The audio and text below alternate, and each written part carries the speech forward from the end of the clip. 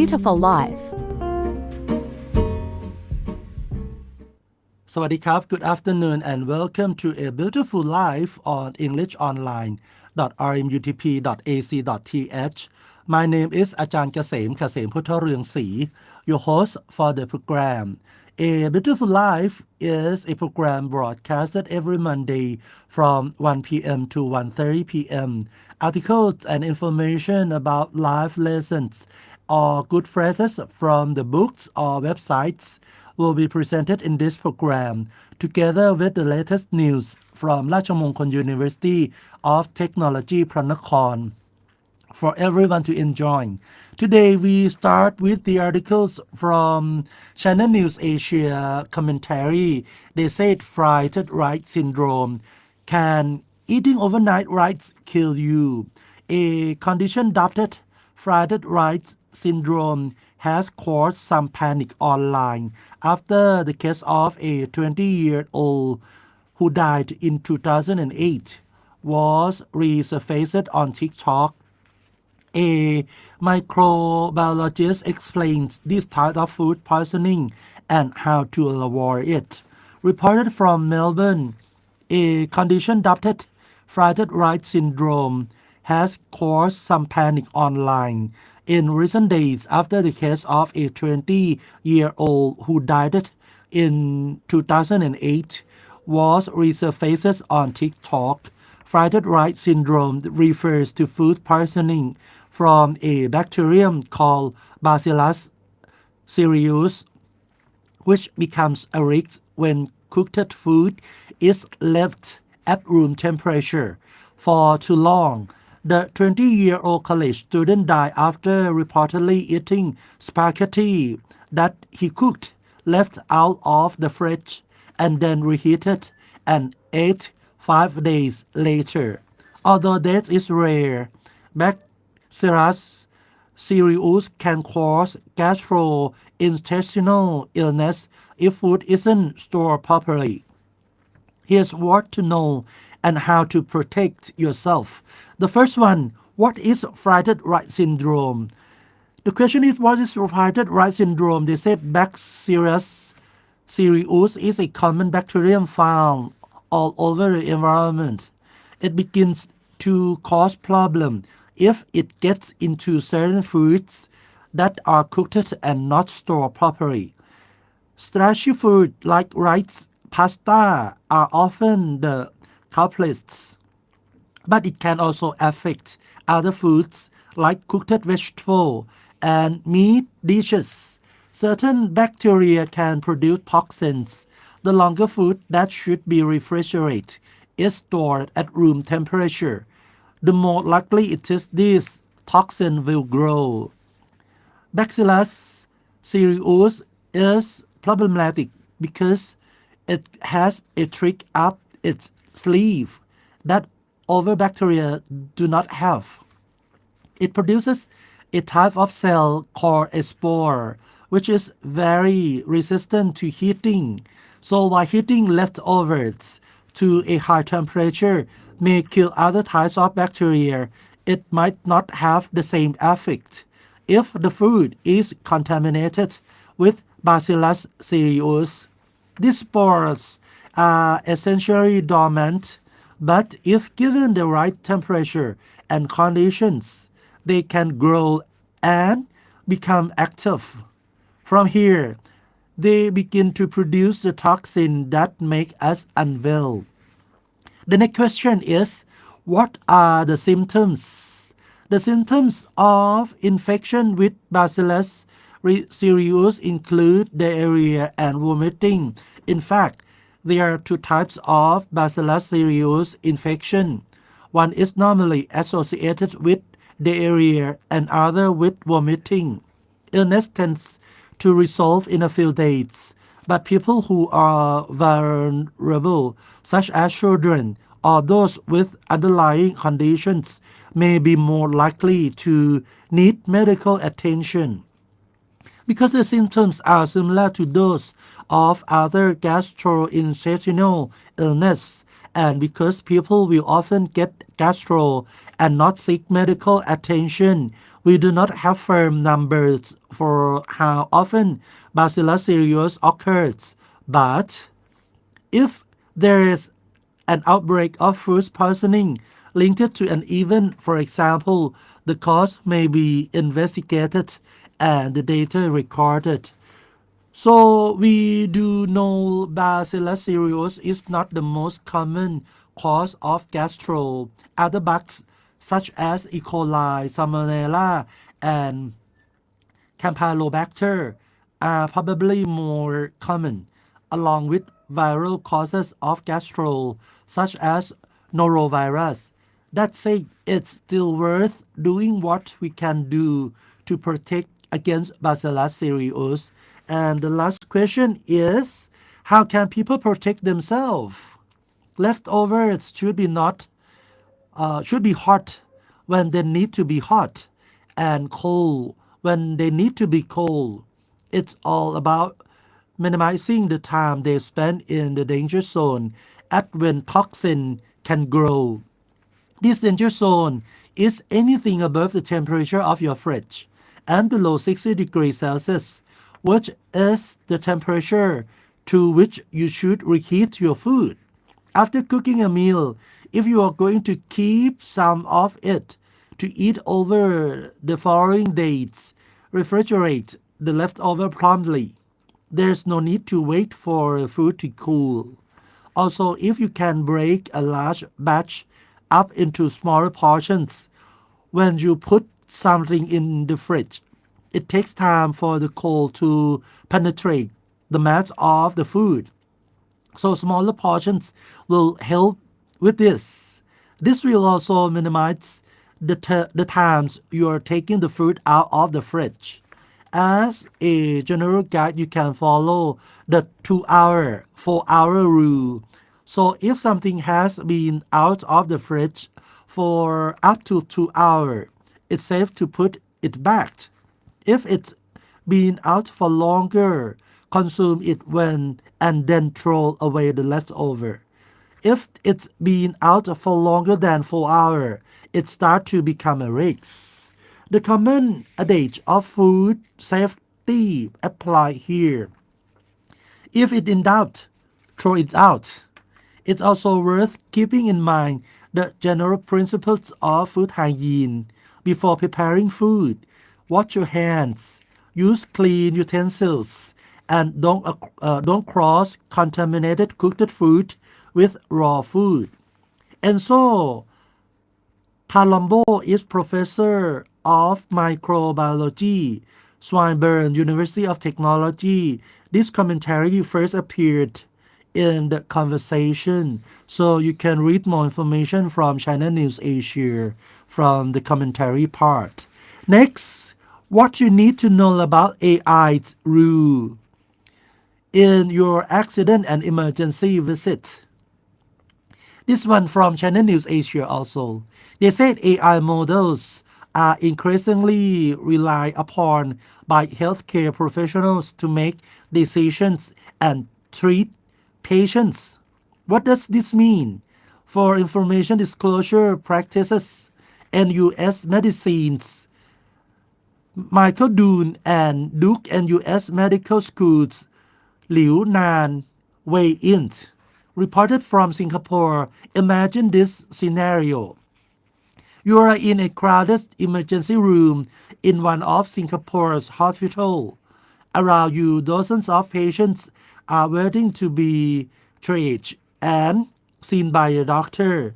The flow of incoming patients is constant. Some arrive by ambulance, their conditions appearing critical and drive, while others with more minor complaints wait to be seen in the waiting room. In the midst of this, a triage scoring tools built upon an AI model specifically for use in the emergency department works behind the scene, helping medical staff decide which patient should be seen first. The doctor in charge of the triage process makes a professional judgment about how quickly the patient should be seen and what treatment should be instigated, and then consults the AI produced triage score to consider whether it would be appropriate to modify their plan in any way. Here, the AI model is in the loop of human decision making, but it is the doctor who is calling the shots. The AI model is simply supporting the doctor's professional judgment.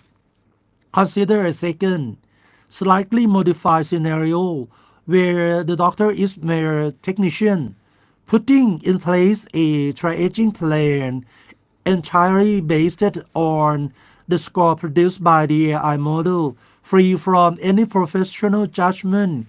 Which of these two approaches is to be preferred will, in part, depend on how effective the AI triage scoring tool is compared to the judgment of expert clinicians.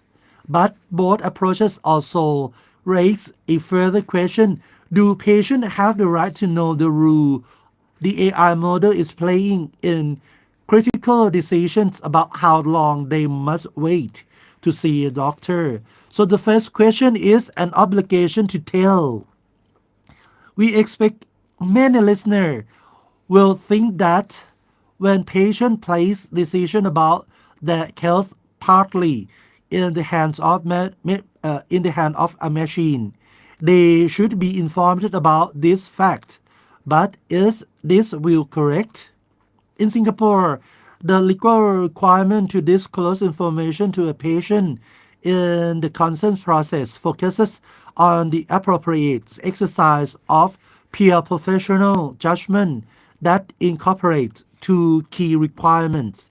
The first one, disclosing information that a person in the same circumstances as the patient would reasonably require to make an informed decision.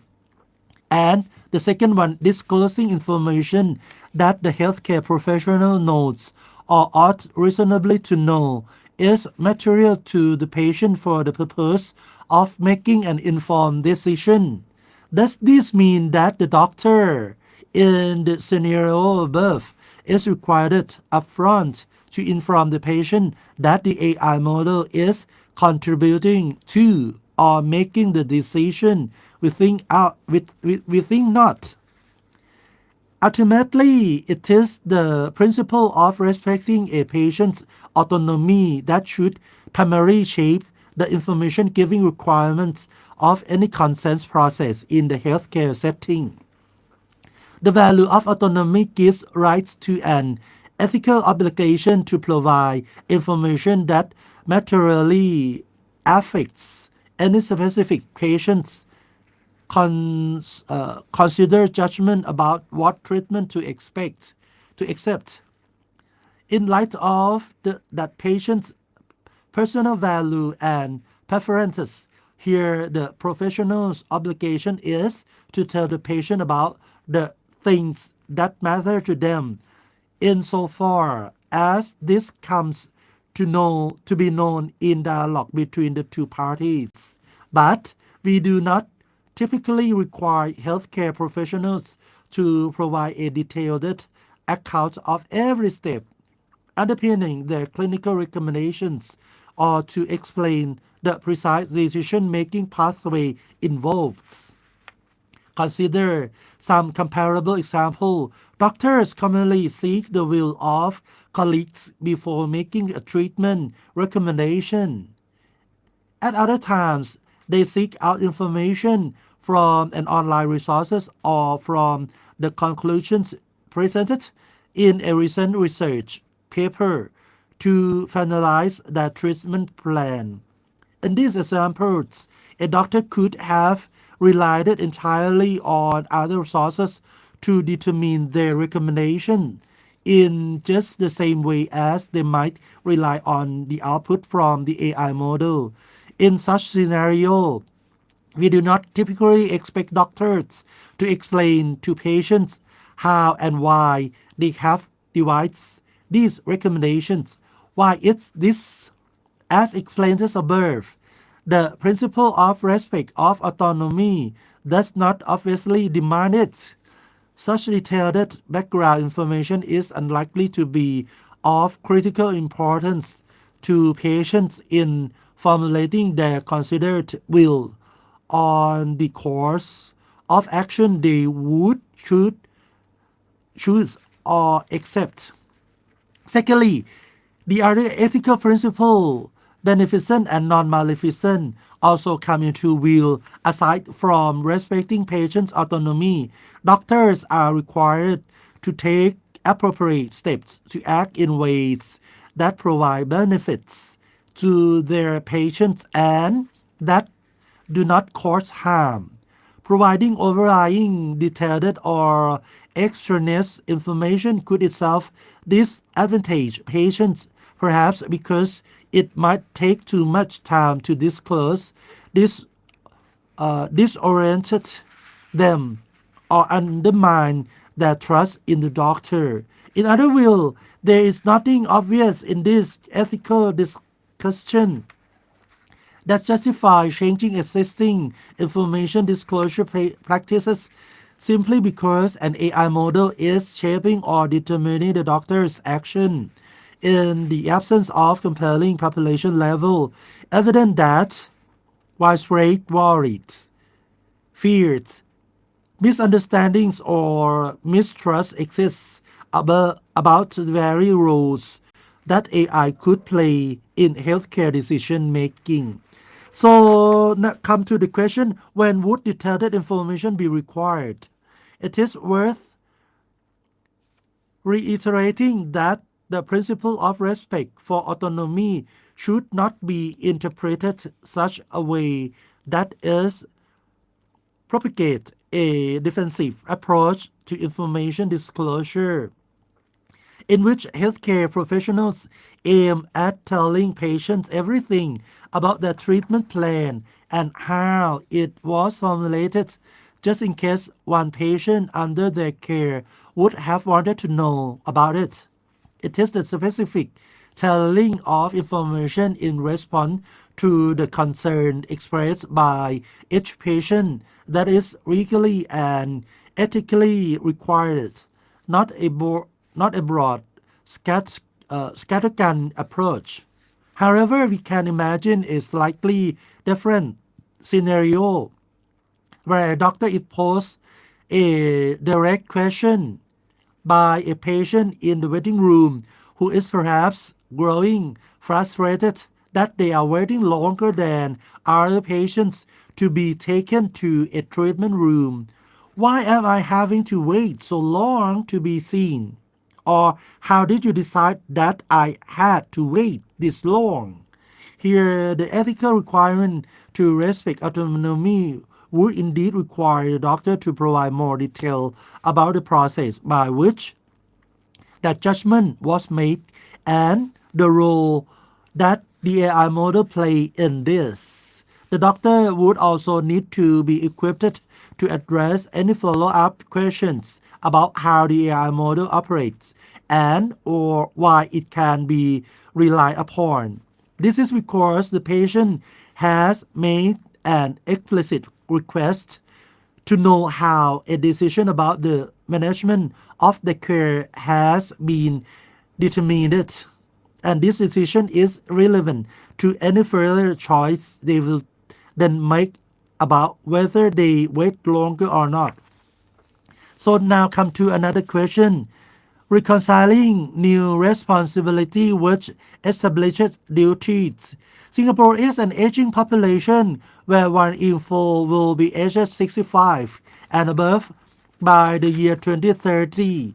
The healthcare sector is facing a manpower crunch, with nurses in short supply and hospitals struggling to meet demand for critical roles such as radiographer and pharmacists.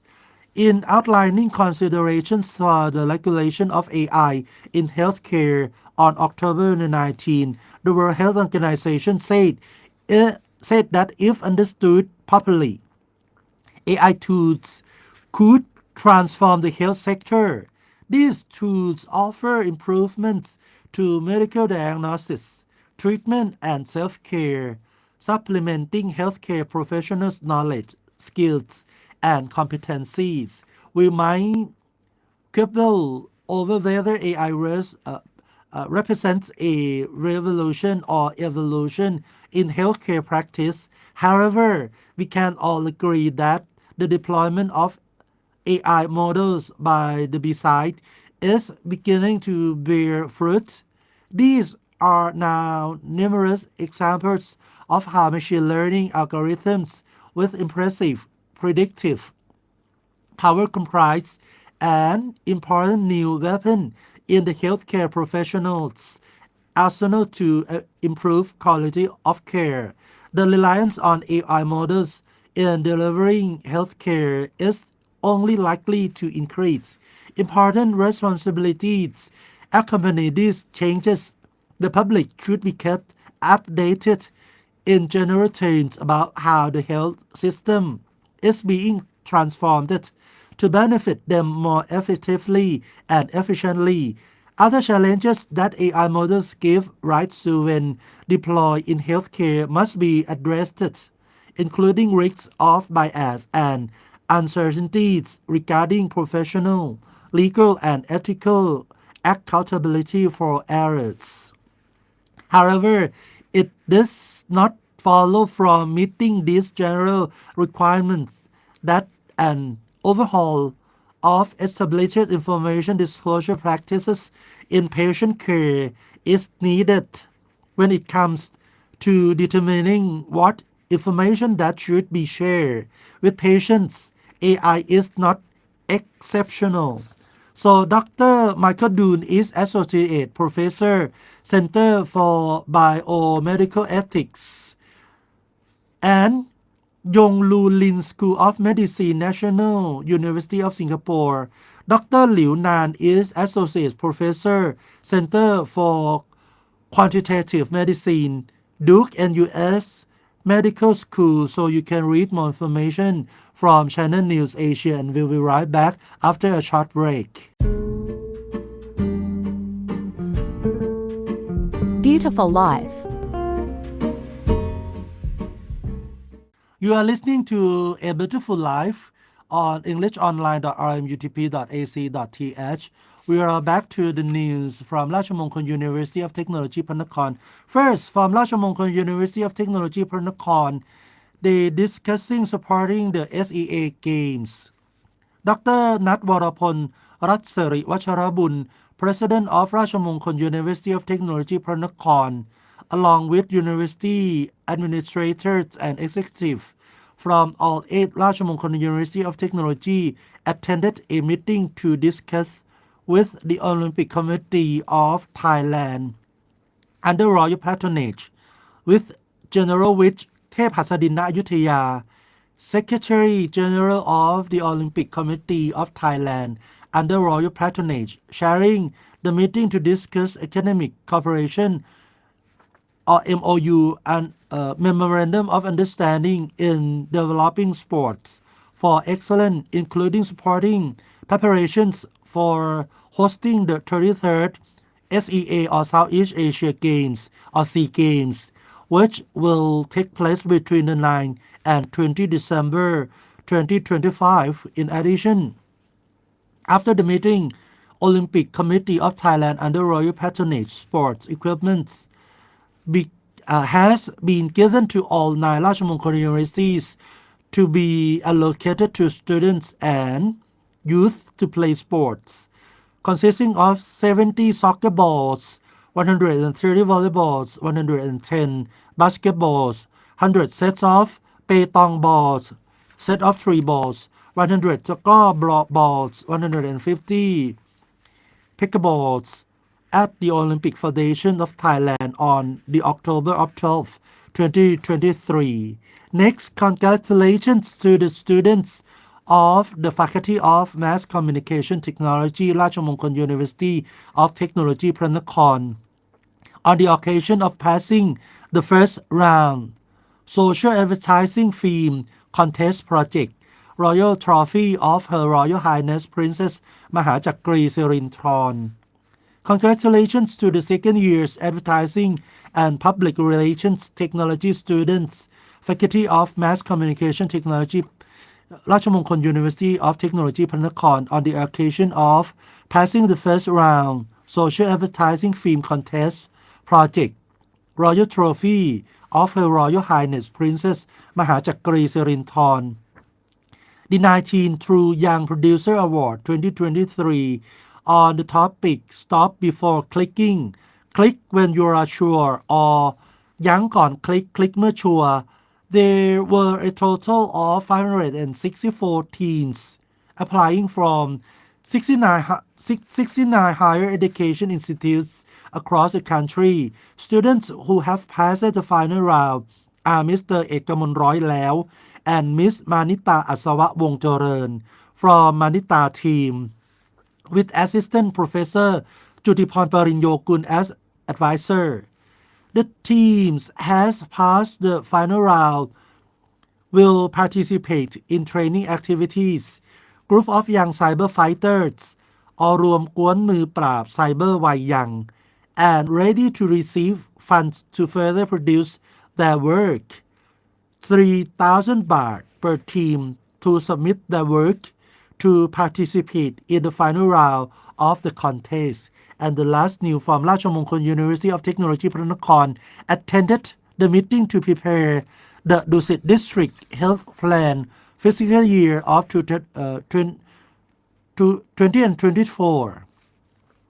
Assistant Professor ศรัทธาแข่งเพ็ญแข Assistant Rector for Student Affairs ราชมงคล University of Technology พระนคร being a representative of the university to attend a meeting on the preparation of health plan for Dusit District fiscal year to 20 and 24 together with the Dusit District Office with Assistant Director of Dusit District Mr. สรรเสริญเรืองฤทธิ์ and Mrs. วรัญญาลีลาบูรณพงศ์ sharing the meeting along with representatives of government agencies, the private sector and public sector and network partners in the Dusit area to jointly brainstorm ideas for preparing a health plan for Dusit district, which has been allocated a budget of 6,500,000 baht from the Bangkok Health Insurance Fund at เสมอใจ Conference Room, 4th floor, ราชวัตร Building, Dusit District Office, Bangkok. And the time is up for today, Beautiful Life. Please join us on every Monday here on English Online.rmutp.ac.th. Your host has been อาจารย์เกษม พุทธเรืองศรี and you are welcome to subscribe to our channel on English Online.rmutp.ac.th. Thank you very much for joining our program today and see you again next Monday. สวัสดีครับ